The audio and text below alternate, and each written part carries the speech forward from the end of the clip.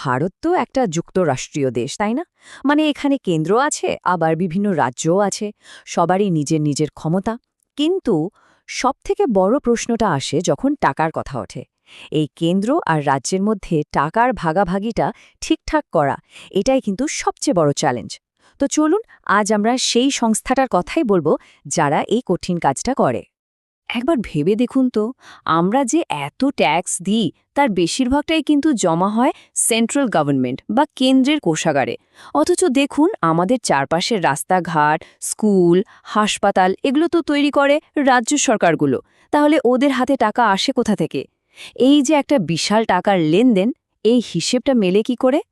এর উত্তরটা কিন্তু আর কোথাও না, আমাদের সংবিধানেই দেওয়া আছে। আর সেই উত্তরটাই হলো ফাইন্যান্স কমিশন বা অর্থ কমিশন। এটা কিন্তু কোনো সাধারণ কমিটি নয়, এটা সরাসরি আমাদের সংবিধানের তৈরি করা একটা ভীষণ শক্তিশালী বডি। আর এর একটাই কাজ, একটাই লক্ষ্য, কেন্দ্র আর রাজ্যের মধ্যে টাকার ভাগটা যেন একেবারে ন্যায্য হয় সেটা দেখা। আচ্ছা, তাহলে কারা থাকেন এই কমিশনে? মানে এত বড় একটা দায়িত্ব সামলান কারা? চলুন এই সংস্থাটার ভেতরের গঠনটা একটু দেখে নেওয়া যাক। প্রথমেই বলে রাখি, এই কমিশন কিন্তু পার্মানেন্ট নয়। প্রতি ৫ বছর পর পর ভারতের রাষ্ট্রপতি একটা নতুন অর্থ কমিশন তৈরি করেন। কেন বলুন তো? কারণ দেশের অর্থনৈতিক পরিস্থিতি তো প্রতি ৫ বছরে বদলে যায়, তাই না? তাই সেই সময়ের বাস্তব অবস্থা বিচার করেই এরা সুপারিশ করে। কমিশনে মোট সদস্য হলেন ৫ জন। একজন থাকেন চেয়ারম্যান, আর তার সাথে আরও ৪ জন সদস্য। ব্যাস, এই ৫ জনের টিমই কিন্তু গোটা দেশের ফিনান্সিয়াল ব্লুপ্রিন্টটা তৈরি করে। এখানে আপনারা দেখতেই পাচ্ছেন একজন চেয়ারম্যান আর ৪ জন সদস্য। কিন্তু আসল ব্যাপারটা হলো এদের যোগ্যতা। এমনি এমনি কাউকে কিন্তু এখানে নিয়ে আসা হয় না। অর্থনীতি, প্রশাসন, আইন, পাবলিক ফিন্যান্স এই সব বিষয়ে যারা সেরা তাদেরকেই বেছে নেওয়া হয়। আর হবে নাই বা কেন? তাদের এই অভিজ্ঞতা আর জ্ঞানের উপরে তো নির্ভর করে কমিশনের সুপারিশ কতটা জোরালো আর বিশ্বাসযোগ্য হবে। আর এই বিশ্বাসযোগ্যতার সবথেকে বড় কারণ হল কমিশনের স্বাধীনতা। এটা একটা ইন্ডিপেন্ডেন্ট বডি, মানে এমনভাবে কাজ করে যাতে কেন্দ্র বা কোনো নির্দিষ্ট রাজ্যের দিকে ঝুঁকে না পড়ে। একেবারে নিরপেক্ষভাবে দেশের ভালো কিসে হবে শুধু সেই বিচারেই এরা সিদ্ধান্ত নেয়। আচ্ছা, গঠন তো বোঝা গেল। এবার আসা যাক সবথেকে ইন্টারেস্টিং পার্টে। ফাইন্যান্স কমিশন ঠিক কী করে, কাজটা কি এদের? সহজ কথায় বললে, এরা টাকার ফ্লো বা প্রবাহটাকে কন্ট্রোল করে। চলুন দেখি কিভাবে এই পুরো ব্যাপারটা হয়।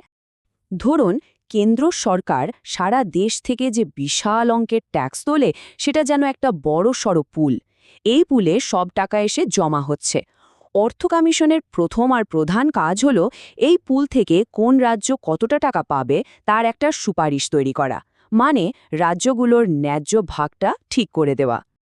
কিন্তু দাঁড়ান, কাজটা শুধু এই ট্যাক্সের টাকা ভাগ করাতেই শেষ নয়। আরও অনেক কিছু আছে, যেমন কোনো রাজ্যের যদি বিশেষ সাহায্যের দরকার হয়, তাদের জন্য অনুদানের ব্যবস্থা করা, একেবারে গ্রামের পঞ্চায়েত বা শহরের পৌরসভার হাতে টাকা পৌঁছে দেয়া, এমনকি দেশের অর্থনীতিকে কিভাবে আরও মজবুত করা যায় সেই বিষয়েও সরকারকে পরামর্শ দেয় এরা। মানে কাজটা অনেক বড়। এখানে একটা খুব জরুরি জিনিস বুঝতে হবে। দেখুন, ট্যাক্সের ভাগ যেটা রাজ্যগুলো পায়, সেটা কিন্তু তাদের সাংবিধানিক অধিকার, এটা তাদের পেতেই হবে। কিন্তু গ্রান্ট, সেনেট বা অনুদান, এটা হলো একটা বিশেষ সাহায্য। ধরুন, কোনো রাজ্যে খুব বড় একটা বন্যা হলো, সেই রাজ্যের তো তখন অনেক অতিরিক্ত টাকার দরকার, তাই না? ঠিক এই রকম পরিস্থিতিতেই অর্থ কমিশনের সুপারিশে কেন্দ্র সরকার ওই রাজ্যকে বিশেষ অনুদান দেয়। আর এদের কাজটা কিন্তু শুধু দিল্লি আর রাজ্যের রাজধানীগুলোর মধ্যেই আটকে থাকে না। এদের সুপারিশের জোরেই টাকা একেবারে গ্রাসরুট লেভেলে, মানে আমাদের পঞ্চায়েত আর পৌরসভাগুলোর কাছেও পৌঁছে যায়। আর এর ফলে কি হয়? আমাদের দেশের গণতন্ত্র আরও শক্তিশালী হয়। তো এতক্ষণ ধরে আমরা যা আলোচনা করলাম, তাতে এটা তো পরিষ্কার যে ফাইন্যান্স কমিশন শুধু একটা হিসেব নিকেশ করার সংস্থা নয়। এর ভূমিকাটা তার থেকে অনেক অনেক বেশি গভীর, আর দেশের জন্য এটা যে কতটা জরুরি তা নিশ্চয়ই বোঝা যাচ্ছে। এই যে কথাটা আপনারা দেখছেন, এটাই কিন্তু পুরো বিষয়ের সারমর্ম। একটা শক্তিশালী ফেডারেল স্ট্রাকচার বা যুক্তরাষ্ট্রীয় কাঠামো তখনই মজবুত হয় যখন কেন্দ্র আর রাজ্যের মধ্যে একটা সুস্থ আর্থিক সম্পর্ক থাকে। আর সেই সম্পর্কটা তৈরির মূল কারিগরই হল এই অর্থ কমিশন। তাহলে যদি এক কথায় বলি অর্থ কমিশন কি করে? 3টে প্রধান কাজ। 1. আর্থিক ভারসাম্য বজায় রাখে। 2. দেশের অর্থনীতিকে স্থিতিশীল রাখতে সাহায্য করে। আর 3. কেন্দ্র ও রাজ্যের মধ্যে সম্পর্ক ভালো রেখে আমাদের জাতীয় ঐক্যকে আরও মজবুত করে তোলে। দেখুন, পৃথিবী বদলাচ্ছে, আর তার সাথে সাথে ভারতের অর্থনীতিও কিন্তু খুব দ্রুত বদলাচ্ছে। জিএসটি, ডিজিটাল ইকোনমি, কত নতুন জিনিস আসছে।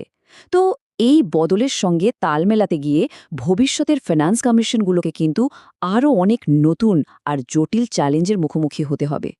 কি মনে হয়, কি হতে পারে সেই নতুন চ্যালেঞ্জগুলো? এটা কিন্তু একটা ভাবার মতো প্রশ্ন।